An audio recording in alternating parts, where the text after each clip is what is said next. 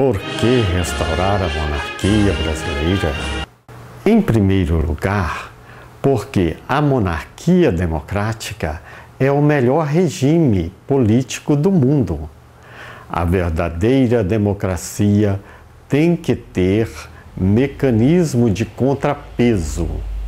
O voto majoritário para o executivo, sem este mecanismo, na verdade é chamado de oclocracia.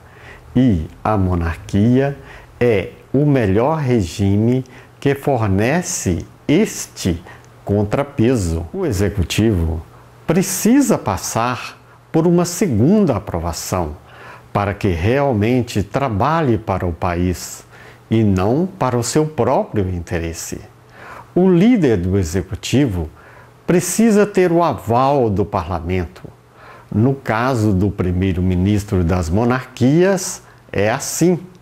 Ou o aval do colégio eleitoral, como no caso dos Estados Unidos. A monarquia democrática traz consigo a figura do primeiro-ministro. E, como o monarca jamais exerce o poder, que é sempre exercido pelo primeiro-ministro, e este sempre será aprovado pelo parlamento, então este primeiro-ministro passou por 2 eleições. Ele venceu nas urnas e venceu no parlamento. Assim, este primeiro-ministro se torna apto a exercer o poder com equilíbrio e responsabilidade. Até mesmo porque ele sabe que, se não fizer o melhor de si, ele receberá voto de desconfiança do parlamento e o seu ministério cairá. E este mesmo parlamento elegerá outro primeiro-ministro melhor do que ele. Restaurando a monarquia democrática no Brasil, atendendo à proposta popular 18/2017 de restauração da monarquia democrática no Brasil. Preâmbulo. Visto que, nestes mais de 130 anos do golpe de Estado que derrubou a monarquia no Brasil e implantou a República, e sendo que tal fato foi realizado por uma minoria, sem a participação efetiva do povo brasileiro, e visto que tal regime foi imposto no país, como se diz, a goela abaixo, por aquela elite insatisfeita com a Lei Áurea, e visto ainda que esta forma de governo nada operou para o bem do Brasil, sendo agora, depois de tanto tempo, com este regime de eleição majoritária, sem nenhum mecanismo de contrapeso, que não deu certo nem no Brasil e nem em nenhum país do mundo, porque o povo não é perfeito. Se o fosse, ele não seria povo, mas seria anjos. Agora, então, o alto escalão do governo do país afirma que a economia se encontra no fundo do poço e o país se tornou uma vergonha mundial.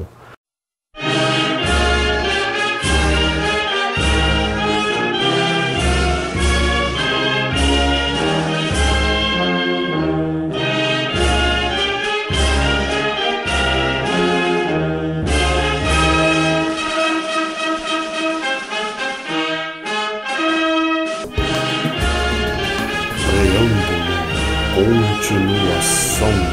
Ex-presidentes sendo presos por corrupção, assim como vários ex-componentes do alto escalão do governo sendo presos pelos mesmos crimes de corrupção. Então faz jus a esse parlamento salvar o país deste caos completo que ele se encontra e devolver à nação a honra e a glória dos 60 anos de paz e prosperidades do primeiro e segundo reinado, decorridos depois da nossa independência, conduzida pelo príncipe valente Pedro I, ainda hoje o maior herói da nossa pátria Brasil. Então, usa-se agora as vias legais e não as vias golpistas daquele malfadado 15 de novembro de 1889, o dia em que o Brasil perdeu a sua honra e a sua glória, passando a ser chacota entre as nações e a vergonha de nós brasileiros por ter um país tão perdido e desorientado.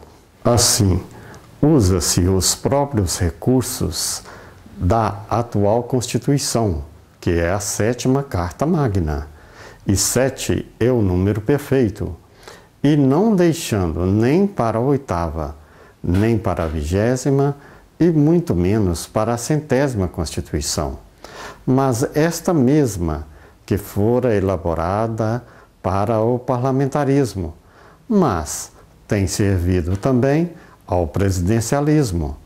Desta forma, este projeto de emenda constitucional restaura a monarquia democrática no Brasil, baseando-se na proposta popular 18/2017, da seguinte forma: artigo 1.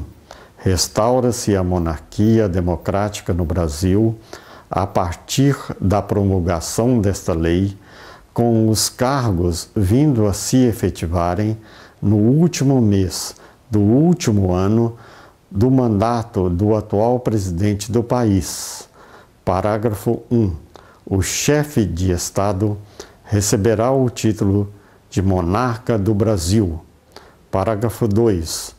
O chefe do Executivo receberá o título de primeiro-ministro, ao de presidente, podendo ser exercido pelo vice-presidente, se o caso de desincompatibilidade por qualquer motivo.